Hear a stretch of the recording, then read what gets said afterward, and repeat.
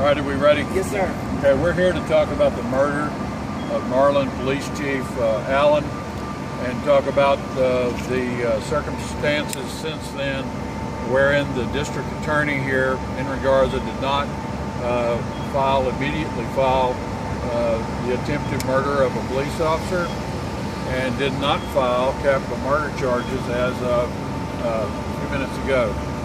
So the climate of which we find ourselves in the United States, where officers are laboring in intense scrutiny and doing the best they can. Officer Chief Allen was doing an extra duty job, which according to the statutes in Texas, he was duty bound to act.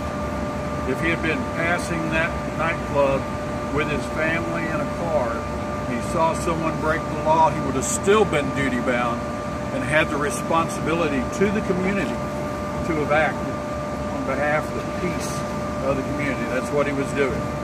So in the milliseconds as his life ended, you don't think he saw the gun? You don't think he knew what was coming? Of course he did. He stood there.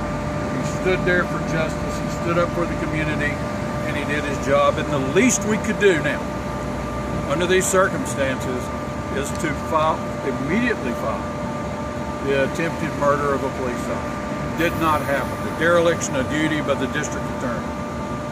Now that he died of his wounds in the line of duty, 24/7, that's what the statute says, that you're on duty. And if you're in uniform, you're on duty. And officers are called in to rent out their bodies temporarily to businesses so they can continue their work when they're not on shift. That's the long tradition in this state. That's what businesses require. That's what departments allow. That's what he was doing. He was doing the right thing. The perpetrator, the murderer, the cop killer was doing the wrong thing. And so now, we still today don't have the murder of a police officer, capital murder. And so this district attorney can hide behind what he generally does or what's normal standard operating procedure. What this does is devalue the life of the officers in this state, in this community, that stand tall, work hard, and do what they're supposed to do, is enforce the law and put their lives on the line and die in the line of duty if needed. And that's what he did. So we call on the district attorney to do the right thing today. If he's suddenly in the last few minutes done the right thing, congratulations for finally doing the right thing. What this is going to cause us to do, Combined Law Enforcement Associations of Texas, we are going to the legislature in the very next session, and we're going to seek to take this away from the hands of one DA and put it in the hands of the public, of the citizens, of a jury. Instead of one person deciding whether or not it's a capital murder of a police officer, if a police officer is murdered in the line of duty, we want to see that go straight to the jury, straight to the citizens, let them decide.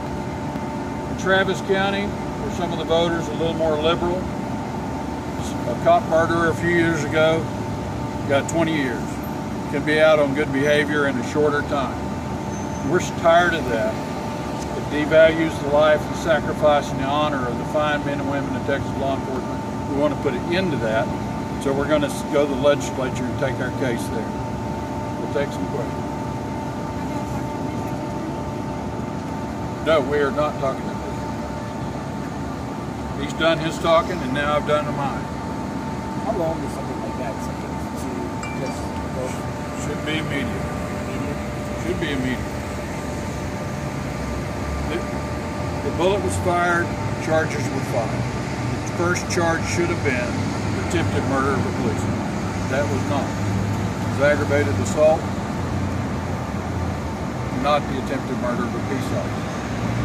And so now that he's died, then civil murder does not get it. That does not do what the law requires of you. So the district attorney here failed his duty. He should have taken care of this from the beginning. He didn't do it.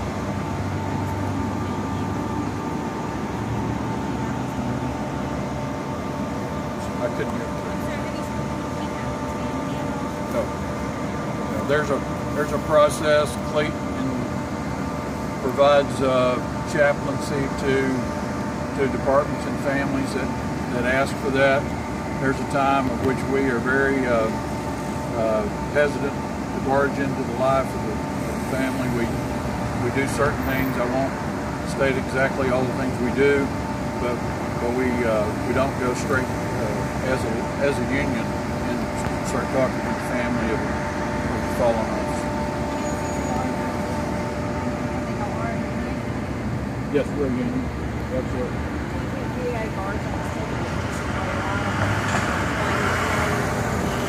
I don't know if it's a political way out or the easy way out, but I do believe that he failed to recognize that the death was in line of duty. He failed to recognize his duty, and if it was the easy way out, that would be a question you might ask him. It was the wrong thing to do. What message do you think that sends to the public that was his initial charge that was given? That you can murder a police officer, and that you might go all the way to the grand jury, get the right set of circumstances, not face capital murder, not face death yourself for murdering someone in line of duty who is in uniform representing all the citizens of the community. That's the message it sends, a very chilling message. And I think in Bell County, folks, officers doing their duty right now on shift out there, they need to think about this. This is the DA supposed to be backing you up. This is the highest law enforcement officer in a county. And for him to behave with this is negligent, it's derelict. It's absolutely wrong. You also have a problem with the bond, right? Yeah, the bond may have been changed, but we have a problem with the bond. It was at $500,000. The bikers next door got $1 million. Cop killer gets $500,000, and if it's a temporary thing where they raise the bond later, it makes no difference to us.